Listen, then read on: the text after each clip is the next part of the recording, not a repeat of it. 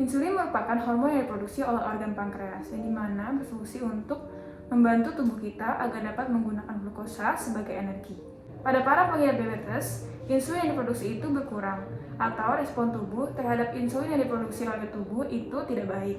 Pada awalnya, penggunaan obat antidiabetes disebut juga dengan OAD itu dapat mengendalikan kadar glukosa darah dengan cara menurunkan produksi glukosa di hati, meningkatkan sensitivitas insulin, atau menurunkan absorpsi glukosa. Namun, pada kondisi saat OAD tidak dapat lagi mengendalikan kadar gula darah, maka dibutuhkan suntik insulin untuk membantu dalam mempertahankan kadar gula darah dalam level yang normal. Terdapat beberapa indikasi dalam pemakaian insulin. Yang pertama itu adalah indikasi absolut, yang dimana diindikasikan pada pasien dengan diabetes tipe 1 dan pada pasien dengan DM gestasional yang tidak terkontrol. Kemudian, indikasi temporer atau sementara, yaitu pertama, jika target tidak tercapai walaupun sudah digunakan kombinasi obat hiperglikemia oral. Yang kedua, adanya dekompensasi metabolik yang ditandai dengan gejala khas dari diabetes berupa poliuria, polidipsi, polifagi, dan penurunan berat badan. Atau kadar gula darah puasa yang lebih dari sama dengan 250 mg per desiliter, atau kadar gula darah sewaktu yang diperoleh lebih dari 300, serta kadar HbA1c yang lebih dari 9%. Yang ketiga, adanya penggunaan obat steroid dengan dosis tinggi. Keempat, adanya perencanaan operasi sehingga dibutuhkan penurunan kadar glukosa yang segera. Dan yang terakhir adalah adanya infeksi yang berat. Efek samping dari insulin yang perlu diperhatikan yaitu adalah hipoglikemia.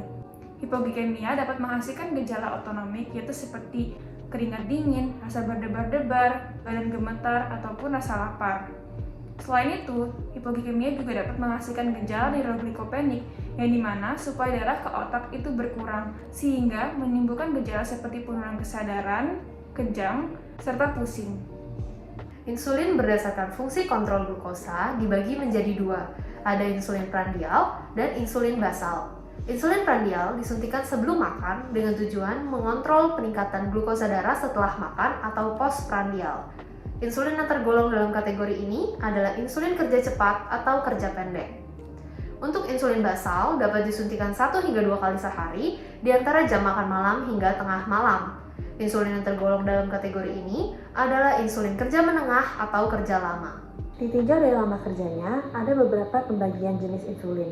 Yang pertama, ada short acting dan rapid acting insulin, di mana insulin-insulin ini bekerja dalam hitungan menit dan jam. Biasa juga disebut sebagai prandial insulin, dikonsumsi sebelum makan.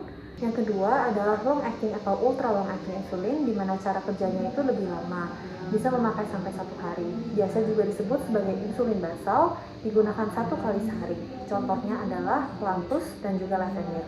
Jenis yang ketiga adalah premix insulin, di mana merupakan gabungan dari prandial dan juga insulin basal. Biasanya digunakan 2-3 kali sehari sebelum makan, contohnya adalah Risodec, di mana perlu diingat, jika menggunakan premix insulin, jangan lupa untuk mengocok pen insulin terlebih dahulu sebelum digunakan. Ada beberapa lokasi untuk menyuntikkan insulin. Untuk penyuntikan insulin basal, biasanya dilakukan di pangkal paha, sedangkan penyuntikan insulin prandial dilakukan di perut. Namun, kedua lokasi ini boleh ditukar. Insulin basal dan prandial pun juga boleh disuntikan di perut, namun perlu diingat untuk memberi jarak sekitar 2 cm antar suntikan. Insulin ini bisa disuntikan hampir di seluruh area perut, tetapi perlu dihindari penyuntikan kurang dari 1 cm di sekitar pusar. Selain di perut, insulin juga bisa disuntikan di bokong atau di lengan atas.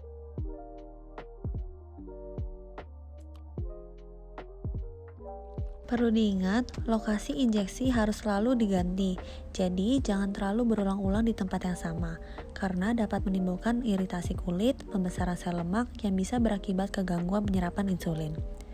Jika sudah memilih area suntik misalnya di perut kiri atas, maka suntikan selanjutnya harus diberi jarak sekitar 1-2 cm. Demikian juga dengan suntikan selanjutnya.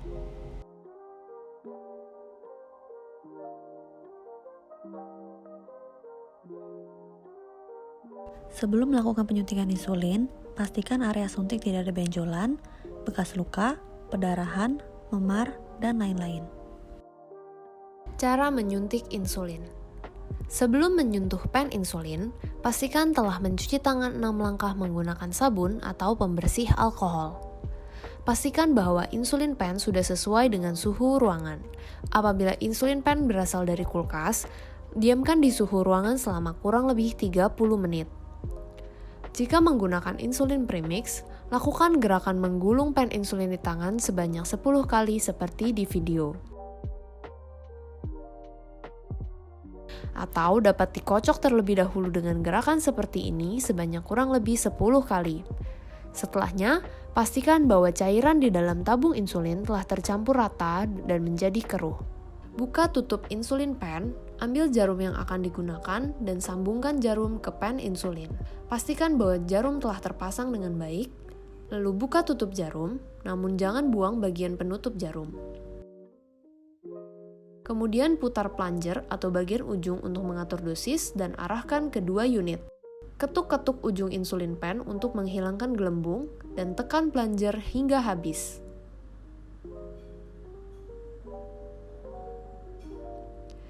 Selanjutnya, putar dosis ke dosis yang telah diperintahkan oleh dokter, contohnya 10 unit. Genggam insulin pen secara tegak lurus menggunakan 4 jari, lalu pilih lokasi suntik seperti yang telah dijelaskan sebelumnya. Pastikan bahwa area yang akan disuntikan dengan insulin telah dibersihkan menggunakan kapas alkohol. Kemudian, sedikit cubit area yang akan disuntikan. Suntikan insulin pen dengan cara menekan plunger hingga habis. Tahan di posisi tersebut selama kurang lebih 6 detik. Kemudian lepaskan secara perlahan dengan posisi tegak lurus. Tutup kembali jarum menggunakan penutup jarum dan lepaskan jarum dari pen insulin. Jangan lupa mengganti jarum sesering mungkin, namun bisa digunakan hingga maksimal 3 kali. Penggunaan jarum berulang dapat menyebabkan jarum menjadi bengkok atau rusak, sehingga saat disuntikan terasa sakit atau merusak jaringan sekitar. Selain itu, dosis insulin yang disampaikan pun bisa menjadi berkurang.